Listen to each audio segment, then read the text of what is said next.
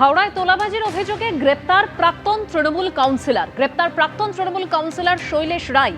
গাজীপুর থেকে গ্রেপ্তার করল হাওড়া সিটি পুলিশ। ধৃতকে ট্রানজিট রিমান্ডে হাওড়ায় আনছে পুলিশ।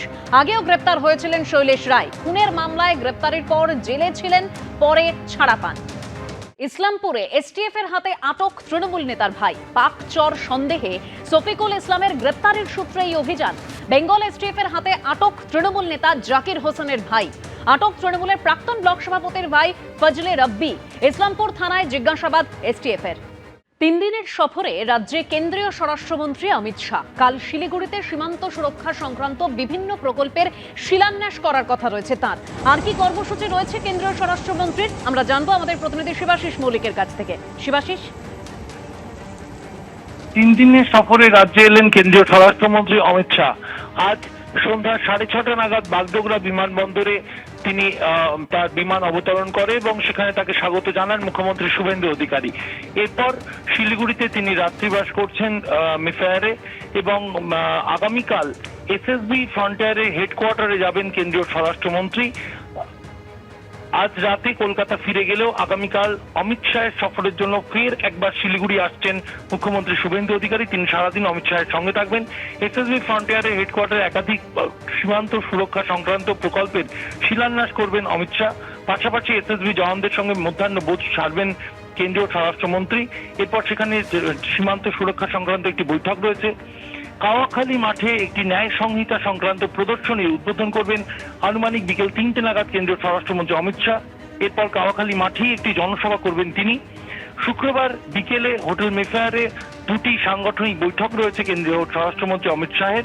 এবং শনিবার সকালেও বিজেপির উত্তরবঙ্গ, আমরা জানি বিজেপির শক্ত ঘাঁটি ধরা হয়, সেখানে বিজেপির সংগঠন নিয়ে আরও 2টি সাংগঠনিক বৈঠক করবেন অমিত শাহ শনিবার সকালে। এরপর শনিবার দুপুরে তার দিল্লি ফিরে যাওয়ার কথা। ধন্যবাদ শিবাশিস। পুকুরের মাছ চাষের আড়ালে বেআইনি বাজির কারবার। চম্পাহাটিতে ফের বাজি বিস্ফোরণ, আহত হয়েছেন 2 জন। লোকালয় থেকে দূরে একটি ঘরে বেআইনিভাবে বাজি তৈরির কাজ চলছিল বলে অভিযোগ। বিস্ফোরণের পর অতিরিক্ত পুলিশ সুপার অতীশ বিশ্বাসের নেতৃত্বে এলাকায় পুলিশ বাহিনী। বিস্ফোরণের কারণ জানতে চলছে তল্লাশি ও তদন্ত।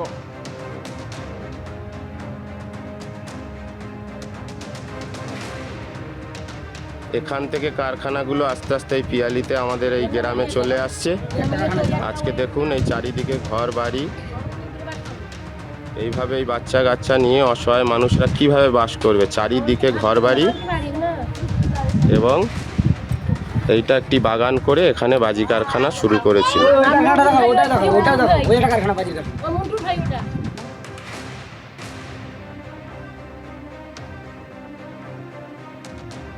যখন ওই বাজির আওয়াজটা হয়, আমি তো ঘরে থেকে কাজ করছিলাম, তখন ঘরটা দিকে কেঁপে উঠেছে, অনেক জোরে কেঁপে উঠেছে।